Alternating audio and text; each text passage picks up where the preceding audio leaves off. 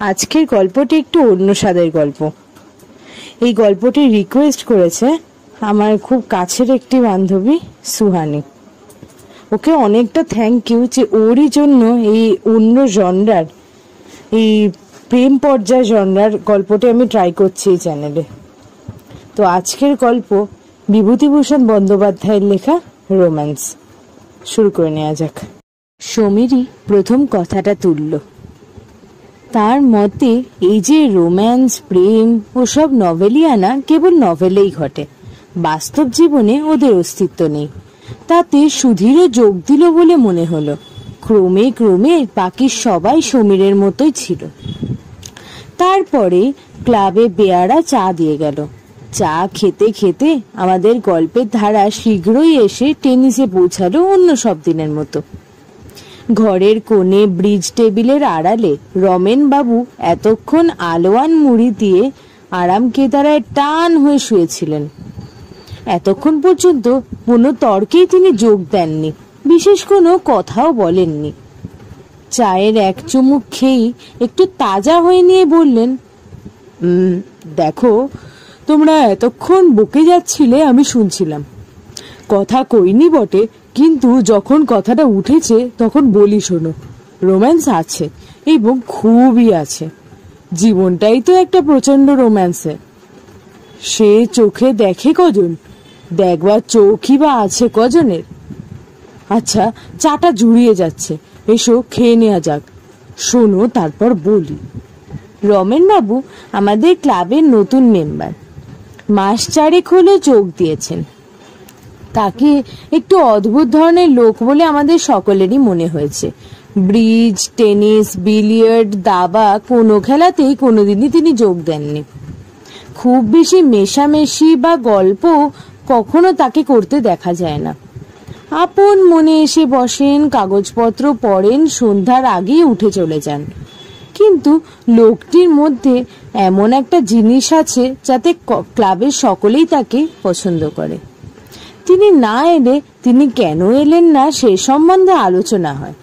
আর একটা জিনিস যা আদৌ ক্ষুদ্র ব্যক্তিত্বের পরিচারক নয়, সেটা এই যে তিনি উঠে চলে গেলে তার পেছনে তার সম্বন্ধে মন্দ কথা কেউ কোনোদিনই বলতো না।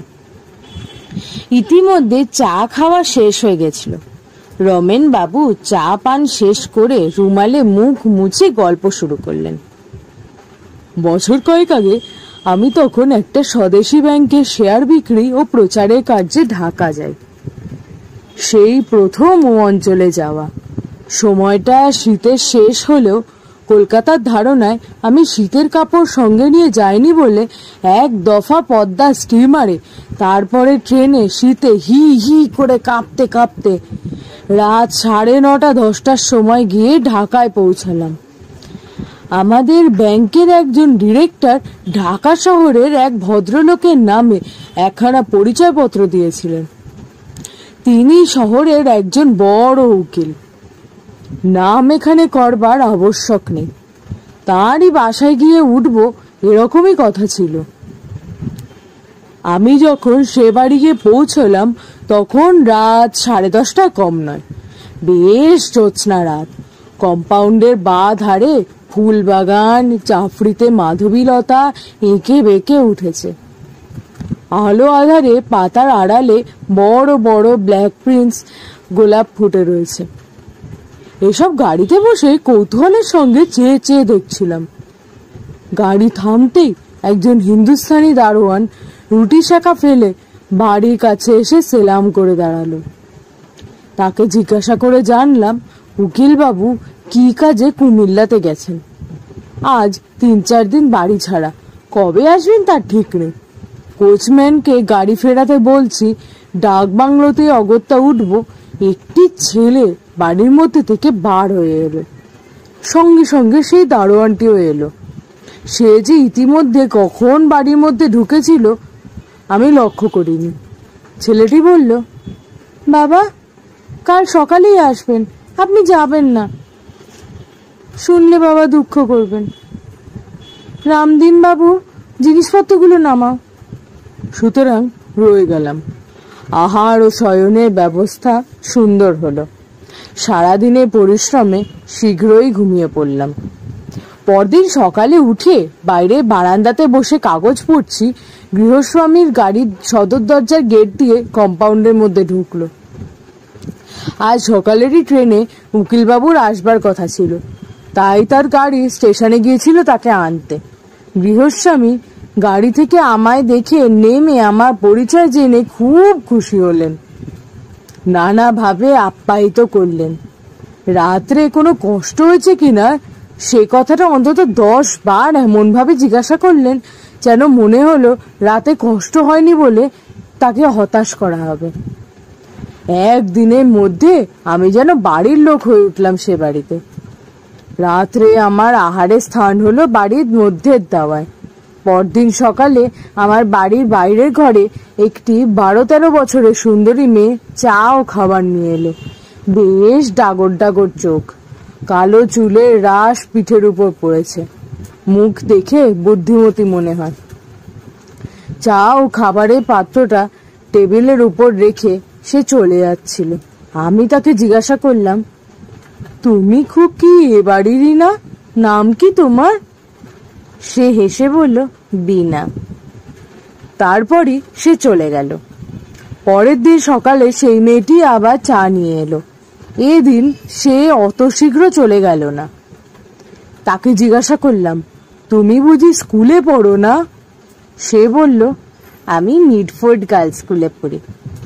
কোন ক্লাসে পড়ো? এবার 4th ক্লাসে উঠেছি, এই জানুয়ারি মাসে। কে কি বই পড়ো?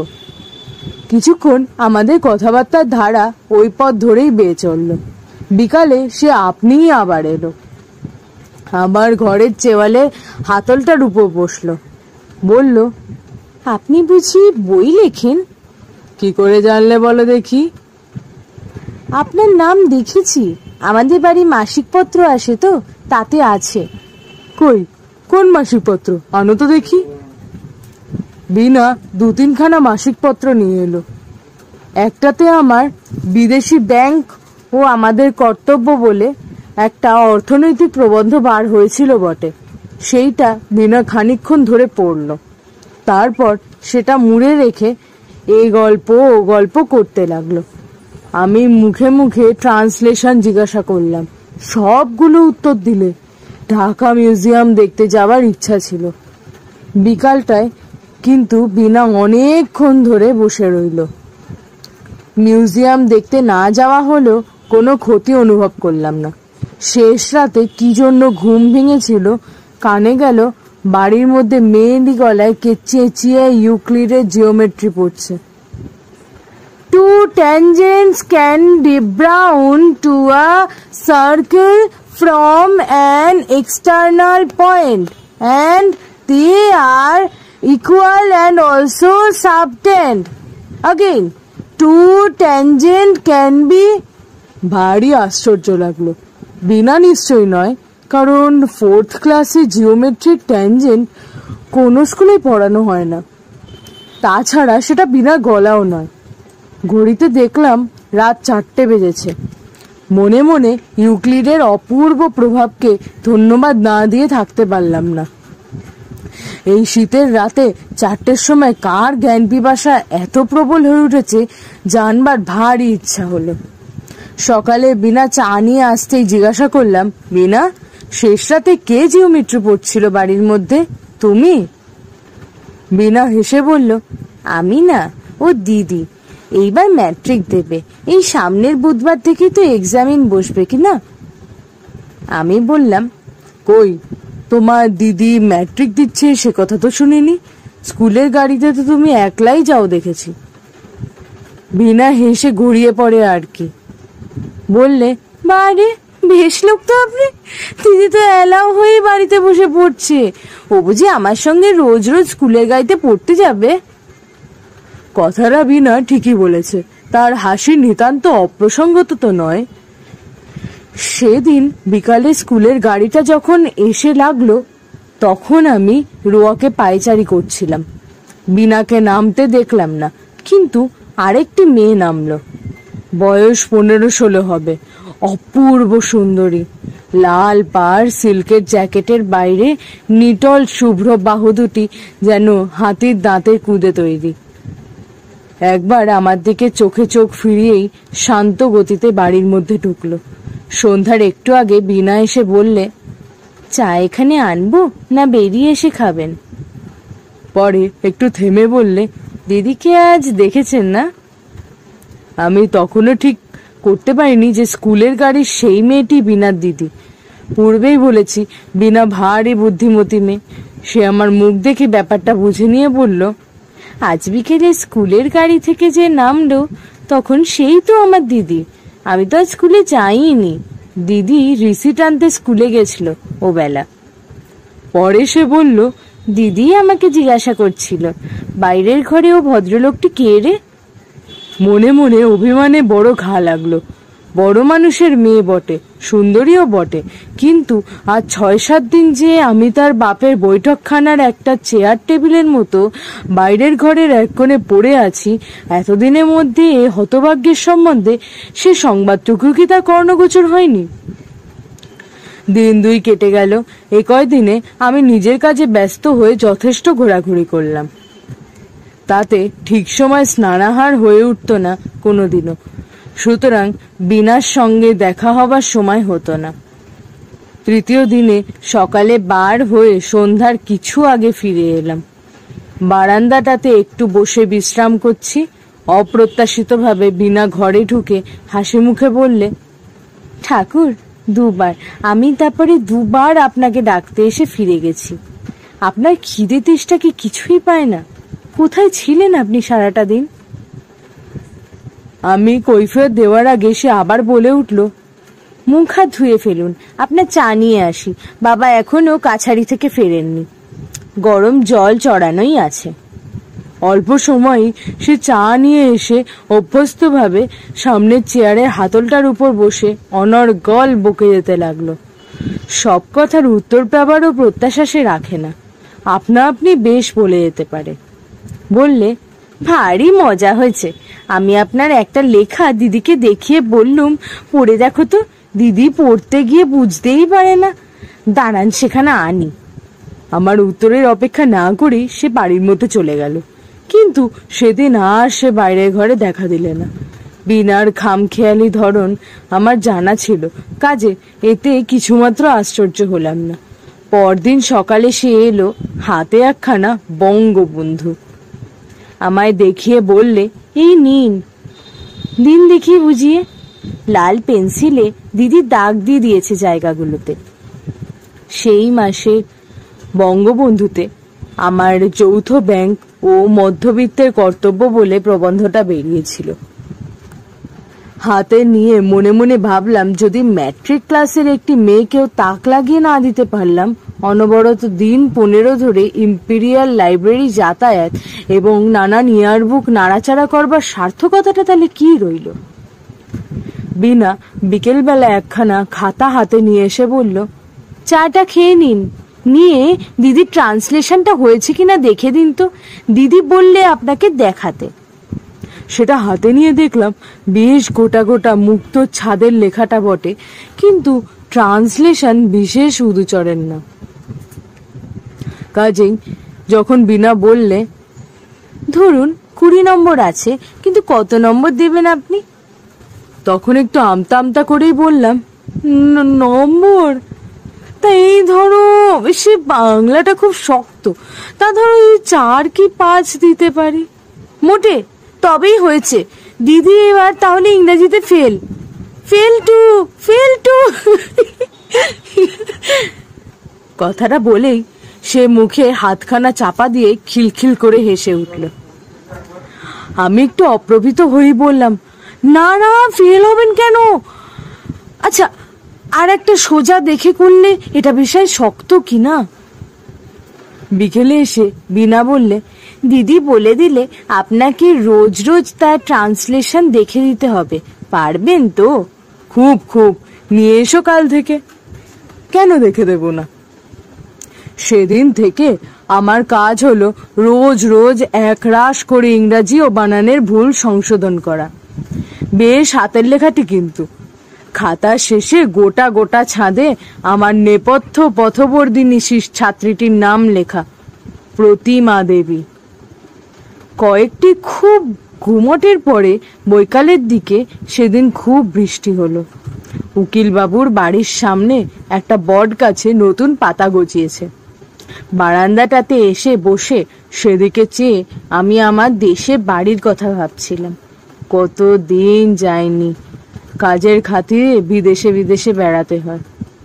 তবুও যখন নববর্ষা নামে বৃষ্টি সজল বাতাসে এখান থেকে 300 মাইল দূরের সে গ্রামখানির ভিজে মাটির গন্ধ যেন আমায় ভাসিয়ে আনে।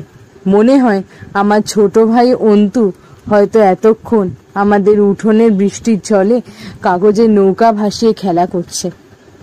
গোসাই কাকাদের বৈঠকখানায় এতক্ষণ তাদের মজলিস বসেছে। তখন না বড্ড মন খারাপ হয়েছে। ইচ্ছা করে চাকরি বাকরি ছেড়ে দিয়ে বাড়িতে গিয়ে উঠি। কি হবে আর এসব চাকরি করে। উকিল বাবু কয়েকদিন রক্তাধিক্যের অসুখ হওয়ার জন্য বাড়ির মধ্যেই ছিলেন, কাছারিও যাননি। তিনি ঝড় বৃষ্টি থামার পরে বারান্দাতে এসে আমার পাশের একটা আরাম কেদারায় বসে নানা গল্প করতে থাকলেন। বেশ অমায়িক সভায় ভদ্রলোকটি বললেন, কদিন আপনার খোঁজ খবর নিতে আসতে পারিনি, কোনো অসুবিধা হয়নি তো আপনার? হ্যাঁ, দেখুন বিনা বলছিল আপনি প্রতিমা ট্রান্সলেশন রোজ দেখে দেন। কিরকম বুঝছেন? পাস টাস করবে, ইংরাজিটা তেমন জানে না। যদি কিছু না মনে করেন তবে আপনাকে একটু অনুরোধ করি, মেয়েটাকে একটু দেখবেন আপনার সময় মতো। শুধু ইংরেজিটা দেখে দিলেই। ওর মাস্টার ছিল, হঠাৎ মা মারা যাওয়াতে বেচারি জানুয়ারি মাসে বাড়ি চলে এলো, আর এলো না। অবশ্যই যদি আপনার বলা বাহুল্য, আমাকে এই বিষয়ে রাজি করাতে তার যতটা বাক্য ব্যয় করার প্রয়োজন ছিল তিনি তার চেয়ে একটু বেশিই করলেন। তারপরে দিন 2 কেটে গেল।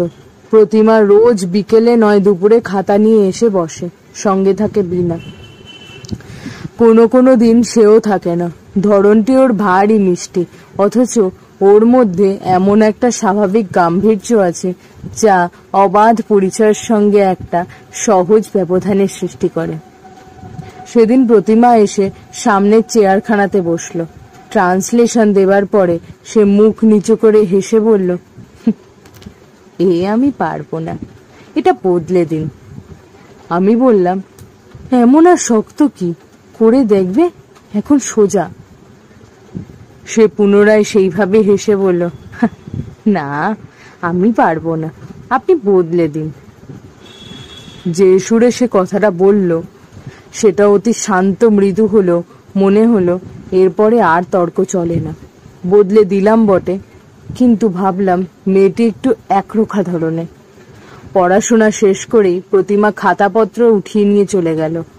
একটু পরে বিকেলের দিকে আবার খুব ঝড় বৃষ্টি নামলো। এই অবস্থায় বাইরে বেড়াতে যাওয়াটা উচিত হবে না বুঝে চুপ করে বারান্দায় আরাম কেদারায় বসে আছি। পিছনে দোর খোলার শব্দ হলো। চেয়ে দেখি বিনা, পেছনে প্রতিমা ঘরে ঢুকছে। প্রতিমার আগমন অনেকটা অপ্রত্যাশিত, কারণ এক পড়াশোনার সময়টি ছাড়া প্রতিমা অন্য কোনো সময় আমার ঘরে এখানে আসেনি। বিনা ঘরে ঢুকে প্রশ্ন করল, কেমন বৃষ্টি নেমেছে মাস্টার মশাই? এসো এসো, ভিজতে ভিজতে এলে যে। দিদি বলল আপনি একলাটি বসে আছেন, তাই চল গিয়ে গল্প। প্রতিমা তার দিকে ভ্রুকুটি করে বলল, আমি?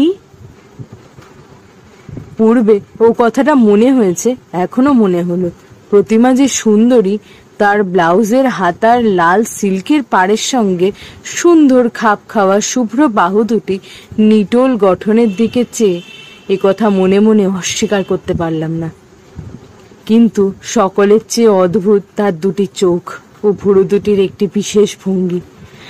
সেটা কি তা ঠিক মুখে বোঝানো যায় না, অথচ যে ধরনের সৌন্দর্যে মনের মধ্যে একটা অব্যক্ত অভাবের বেদনা সৃষ্টি করে, ওর মুখের সৌন্দর্যটা ঠিক সেই ধরনের। প্রতিমা বললে, একলা বসে থাকতে আপনার খুব ভালো লাগে না? বসে বসে লেখেন বুঝি? কি শক্ত লেখাই লিখেছেন। আচ্ছা, অত পার্সেন্টেজ, গ্রাফ, সেন্সাস রিপোর্ট কোথায় পেলেন? সব বুঝি আপনার মুখস্থ? মুখস্থ কি আর থাকে? ওসব লাইব্রেরিতে গিয়ে বই দেখে লেখা। অত মুখস্থ থাকলে একটা সচল ইয়ারবুক হয়ে উঠব যে। আচ্ছা, আপনার দেশ কোথায়? অনেক দূরে, বর্ধমান জেলায়। তোমার জিওগ্রাফি আছে ম্যাট্রিকে? প্রতিমা মৃদু হেসে বলল, জিওগ্রাফি না থাকলেও বর্ধমান জেলাটা জানি। বীণা বলল, আমাদের ক্লাসের জিওগ্রাফিতে বর্ধমান জেলার কথা আছে। আচ্ছা, আপনাদের দেশে খুব ধান হয় না? আর খুব কয়লার খনি আছে না মাস্টার মশাই? কয়লার খনি নেই এমন নয়, তবে একটু পশ্চিম ঘেঁষে। প্রতিমা বললে, আপনি কয়লার খনি দেখেছেন? আচ্ছা, ও কি করে হয়? কয়লার খনির উৎপত্তি কথা এসে পড়াতে স্বভাবতই অনেক কথা মনে পড়ল। পৃথিবীর আদিম জন্ম কথা, নেবুলা, স্তর বিভাগ, বিভিন্ন যুগ বিভাগ, সূর্য, প্রাণীর জন্মের ইতিহাস, জীবাত্মা ও অধুনা লুপ্ত অতিকায় জীবদিকের বিবরণ ইত্যাদি। একদিকে প্রতিমার সৌন্দর্য, অন্যদিকে এসব মহিমাময় বৈজ্ঞানিক রোম্যান্স।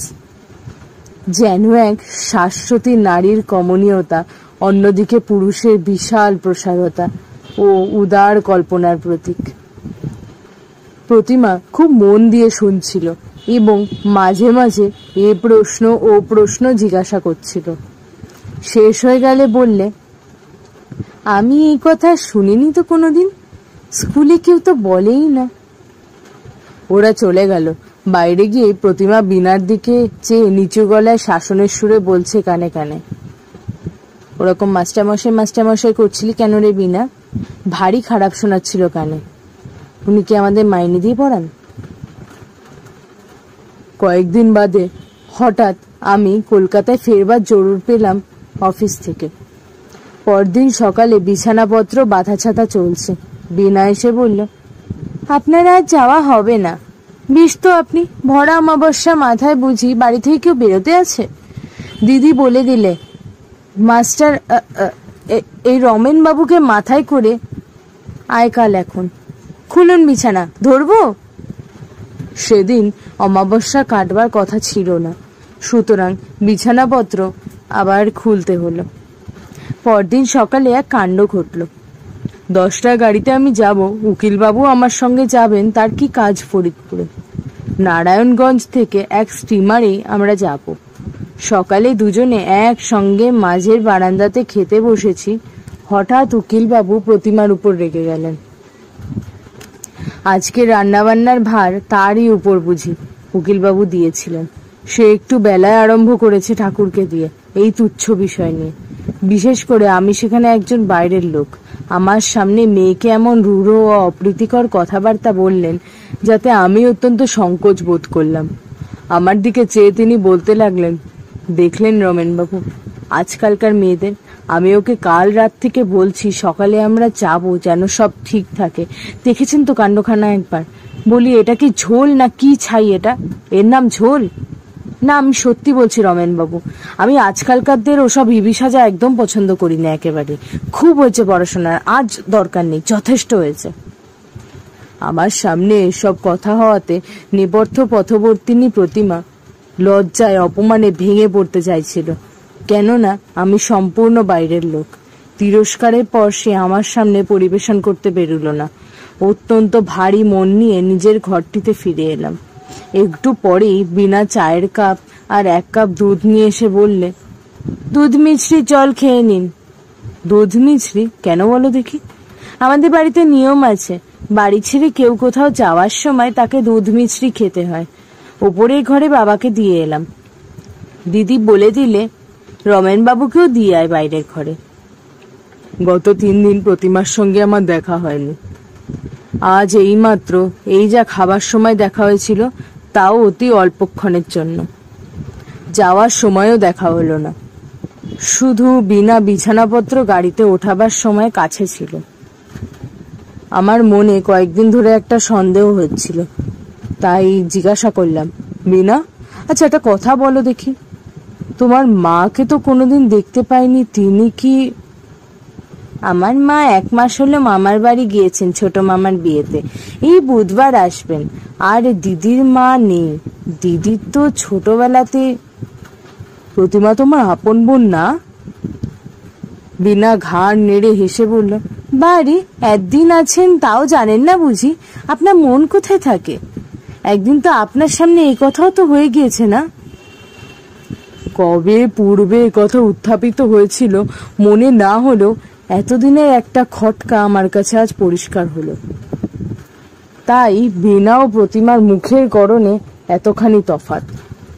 কথাটা আমার অনেকবার মনে হলেও ঠিক কিছু ধারণা করতে পারিনি এতদিন। অত্যন্ত অন্যমনস্কভাবে উকিলবাবুর সঙ্গে তার গাড়িতে উঠলাম। আজ কদিনের তো জানাশোনা, কিন্তু চলে যাওয়ার সময় মনে হতে লাগলো প্রথম এসে এই অপরিচিত লোহার গেটের মধ্যে যখন আমার ঠিকা গাড়ি ঢুকেছিল সেদিন আর আজকে দূরে পেছনে পড়ে গিয়েছে। আজ এই বাড়ির প্রত্যেকটা জিনিস, ওই পাতাবাহারের গাছটা, উঠোনের ওই পুরনো ইদারাটা, সবই যেন হঠাৎ বড় প্রিয় হয়ে উঠেছে।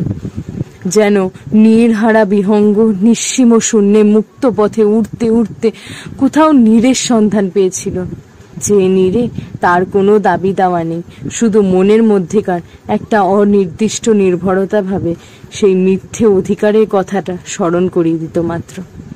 তাই আজ ছেড়ে যাওয়ার বাস্তবতার সঙ্গে ধন্ধে তার নিজের কাছে পরিস্ফুট হয়ে উঠেছে যে সে অধিকারের বার্তাটা কতটা অসঙ্গত ও ভিত্তিশূন্য। দেশে ফিরে অল্প কিছুদিন থাকবার পরেই কয়েক মাস এরকমই কেটে গেল। পূজার পর কার্তিক মাসের প্রথমে হঠাৎ অফিসের হুকুম হলো আবার ঢাকা যাবার। এবার অন্তত গোয়ালন্দ থেকে স্টিমারে উঠলাম, তখন আগেকার মতো ভিড় ছিল না।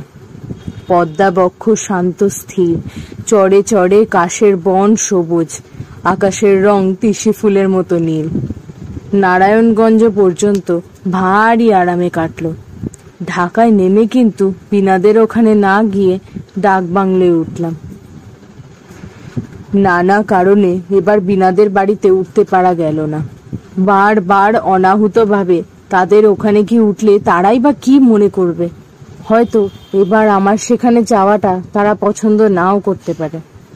তার চেয়ে বরং নিজের কাজকর্ম সেরে এমনি একদিন তাদের বাড়িতে গিয়ে সকলের সঙ্গে দেখাশোনা করে আসা যাবে। এখন আবার জ্যোৎস্নাপক্ষ ঘুরে এলো। ডাক বাংলোয় কম্পাউন্ডের হাসনা ঝোপে মিঠে মৃদু সৌরভ ভরা ছিড়ছিড়ে বাতাসে বারান্দার রেলিংয়ের উপর ভর দিয়ে দাঁড়িয়ে দাঁড়িয়ে কত কথাই মনে ওঠে।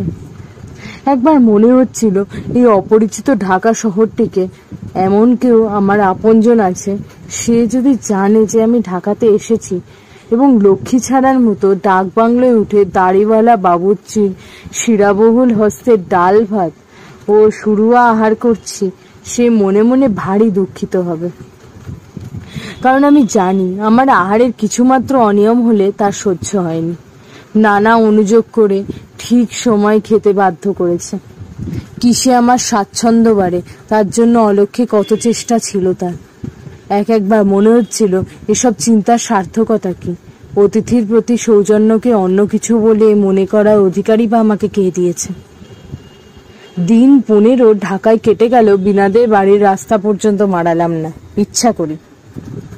কিন্তু শেষ পর্যন্ত শুধু ভারত মাতা ব্যাংকের শেয়ার বিক্রি এবং কালু ঝমঝম তোপের পুরাতত্ত্ব আলোচনার জন্য সময় কাটানো অসম্ভব ও একঘেয়ে হয়ে উঠল। একদিন বিকালের দিকে ওদের বাড়িতে ছড়ি হাতে নিশ্চিন্ত মনে বেড়াতে গেলাম। যেন এই পথ দিয়ে কাজের খাতিরে যেতে যেতে একবার দেখতে আসা হলো কেমন আছে। গেটের মধ্যে ঢুকে চোখে পড়ল বাড়ির ওপরের সব জানলা বন্ধ। উকিলবাবুর অফিস ঘরের সামনে রামধানিয়া বেয়ারাও টুলের উপর আর বসেনি। বাইরে কোথাও একটা কি করা যায় বা কাকে ডাকবো ভাবছি, এমন সময় উকিলবাবুর পুরনো খানসামা ছকু বাজার থেকে কি একটা কিনে গেট দিয়ে বাইরে ঢুকতে আমাকে দেখে থমকে দাঁড়িয়ে গেল। বাবু আপনি? হ্যাঁ, এখান দিয়ে যাচ্ছিলাম তাই। বাবু কোথায়? আপনি শোনেননি কিছু? জানেন না কিছু? পরে সে একে একে যা বলে গেল তার সংক্ষেপে এই যে গত ভাদ্র মাসে উকিলবাবু রক্তাধিক্য রোগে হঠাৎ হার্ট ফেল করে মারা যান। তার উপর বিপদ, বড় দিদিমণি পরীক্ষায় ফেল হন এবং তারপরই তার মাথা খারাপ মতন হয়ে গিয়েছে। তিনি আছেন তার মামার বাড়িতে। বীণাকে নিয়ে তার মা নিজের বাপের বাড়িতে চলে গিয়েছেন এবং সেইখানেই আছেন। বর্তমানে এই বাড়িতে রঘু মিশির দারোয়ান ছাড়া আর সেরম কেউই থাকে না। অন্য চাকর বাকররাও জবাব দিয়ে দিয়েছে। ডাক বাংলোয় ফিরে সেদিন কোনো কাজে আর মন গেল না।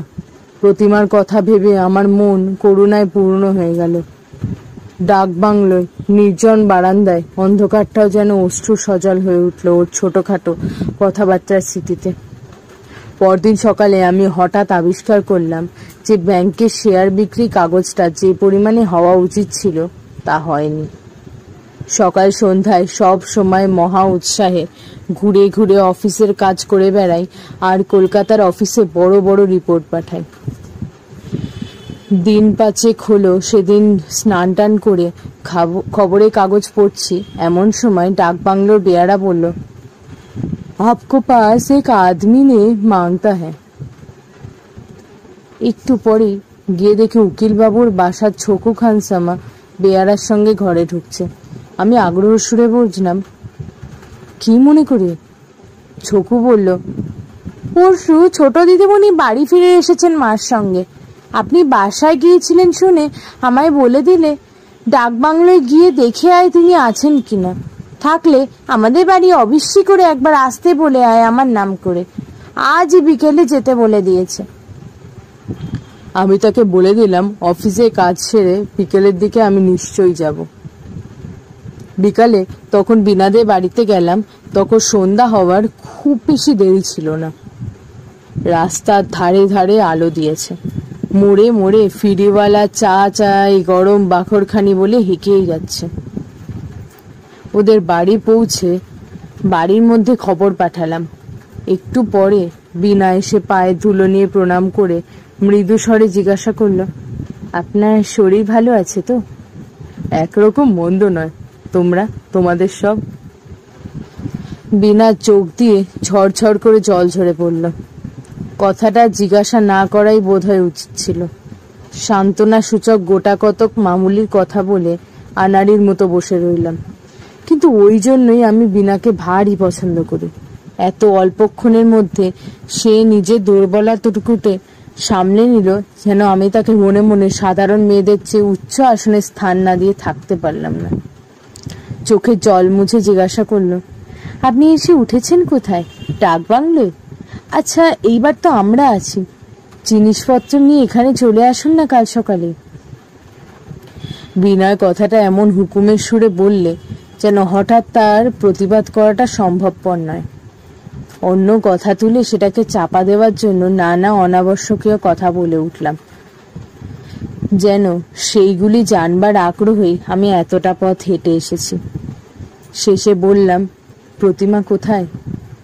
এই প্রশ্নটা অনেকবার মুখে এলো, এতক্ষণের মধ্যে কি জানি কেন একবারও মুখ ফুটে জিজ্ঞাসা করতে পারিনি। বীণা বলল, দিদি এখনো সারেনি। বড় মামাবাবুর সঙ্গে করে চুনার নিয়ে গেছেন, সেখানেই আছে। কেবল আপনি মনে বসে বসে কি ভাবেন, এছাড়া তার আর কোনো খারাপ লক্ষণ নেই। কিন্তু খায় না, দায় না, শুতেও চায় না, বেড়াতেও যেতে চায় না। কেবলই রাত দিন বসে বসে কি ভাবছে, ওই তার রোগ। পরীক্ষায় পাশ না করলেই বোধহয় এমন হয়ে। বীণা বলল, শুধু পরীক্ষায় পাশ নয়, সে অনেক কথা। আপনাকে বলতে কি আর আপনি ঘরের লোক। দিদি পরীক্ষা নেওয়ার পর বাবা তার এক সম্বন্ধ ঠিক করলেন। চাটকায়ের উকিল, হাতে পয়সা আছে, কিন্তু তেজ পক্ষের বর, বয়স 40-এরও ওপরে। দিদি সব শুনেছিল কিন্তু কিচ্ছু বলেননি। মা কত বোঝালেন, কিন্তু বাবা ইদানিং কেমন হয়েছিল জানে না, দিদিকে একেবারে বিষ নজরে দেখতেন। দিদি শেষে রাগে পড়ে খবরের কাগজ দেখে কোথাকার স্কুলে মাস্টারির দরখাস্ত করে, চাকরিও পায়, কিন্তু বাবার হাতে তাদের চিঠি এসে পড়ে। তারপর সে কি অপমান আর কি কাণ্ড। তারপরেই তো পরীক্ষায় ফেল হলো, সে আবার আরেক কাণ্ড। বাবা হঠাৎ মারা না গেলে এ বিয়ে ঠিক হতো। এইসব গোলমালে দিদি যেন কেমন হয়ে গেল। চিরকাল সে ভারী অভিমানী। দিদির কোনো দোষ ছিল না। সে যে মাস্টারির দরখাস্ত করেছিল, সে শুধু অপমানের জ্বালায় জ্বলে আর থাকতে না পেরে।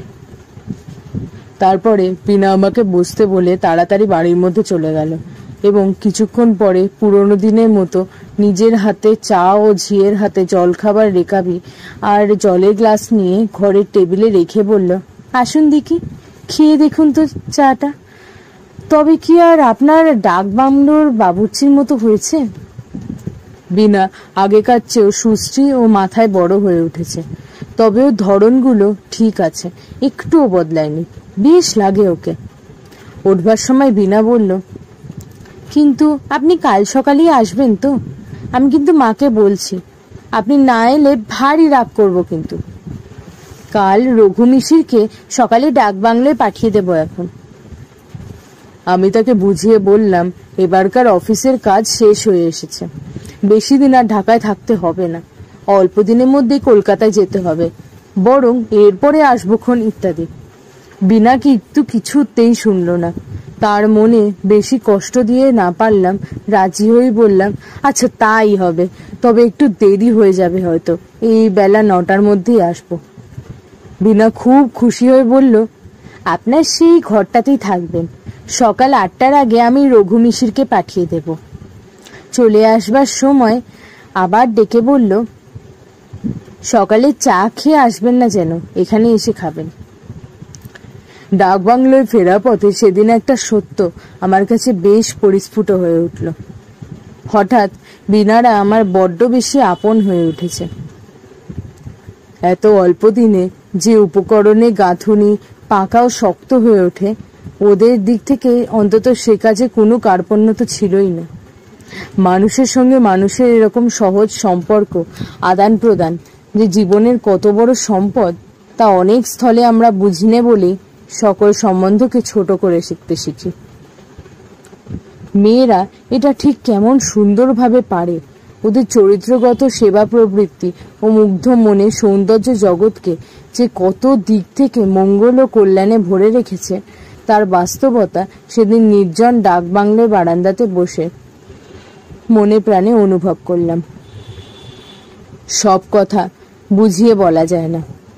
শুধু নক্ষত্র দল যখন অনন্ত অন্ধকারের মধ্যে কাঁপে, রাত্রি অপূর্ব রহস্যময় হয়, নৈশ পাখির ডাক দূর থেকে ভেসে আসে, মনের মধ্যে নাম না জানা উল্লাসে সে সত্যটুকু নিজের কাছে পরিস্ফুট হয়ে ওঠে।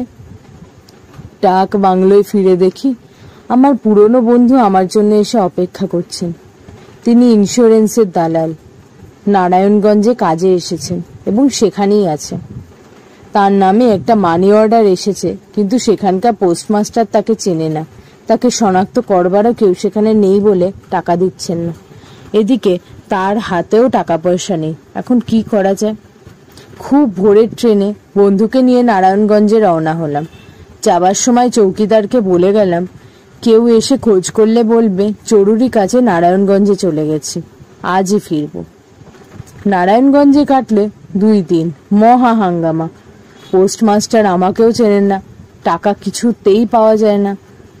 একজন যাদের সঙ্গে পূর্বে পরিচয় ছিল, তারা টাকা কমির হাঙ্গামা শুনে পিছিয়ে গেল। অনেক কষ্টে শেষে কাজ মিটল।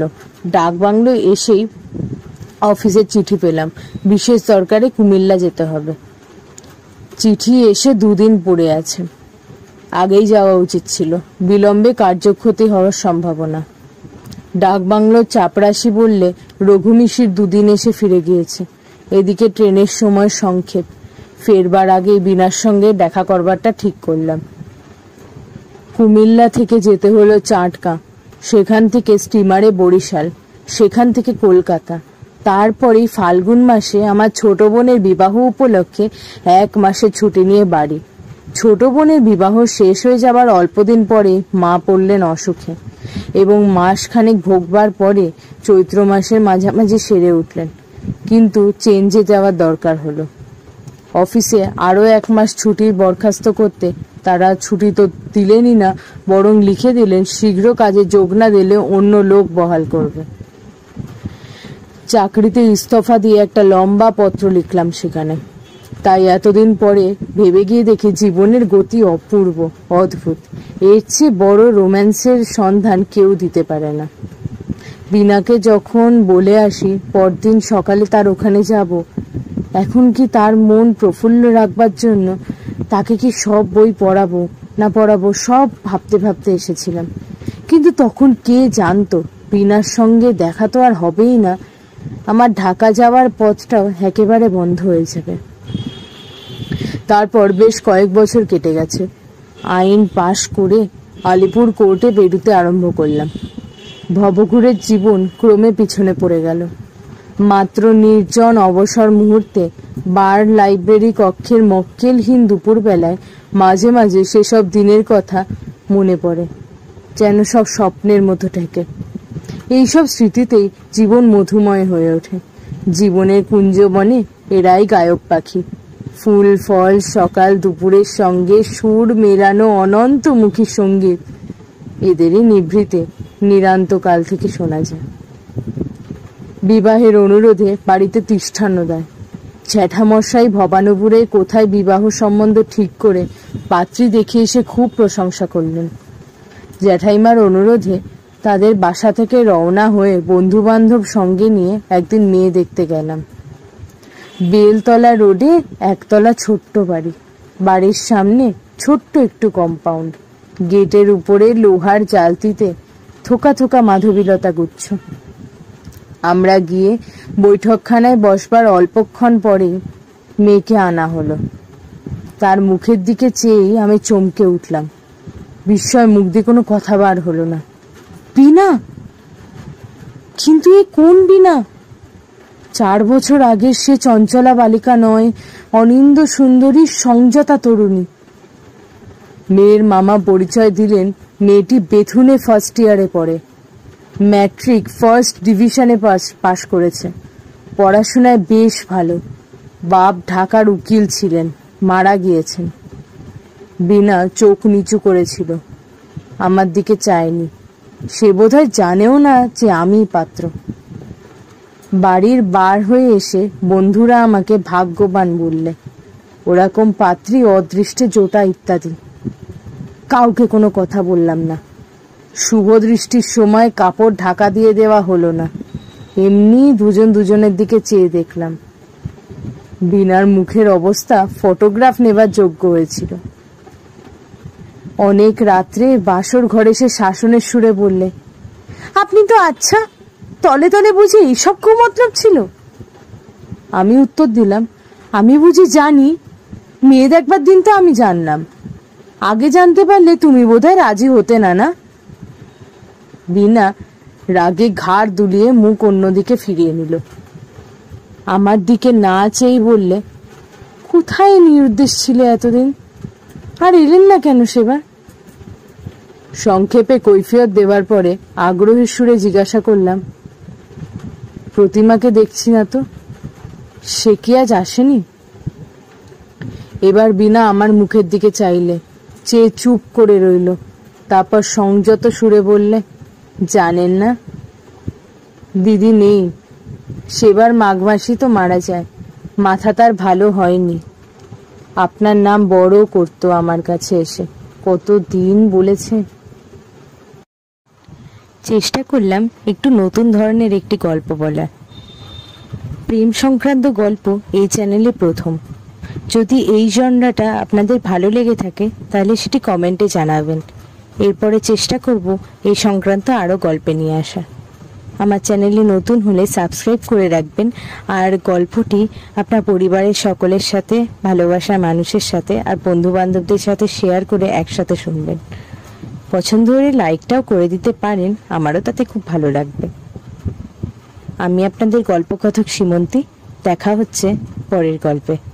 আজকের মতো এখানেই ইতি। নমস্কার।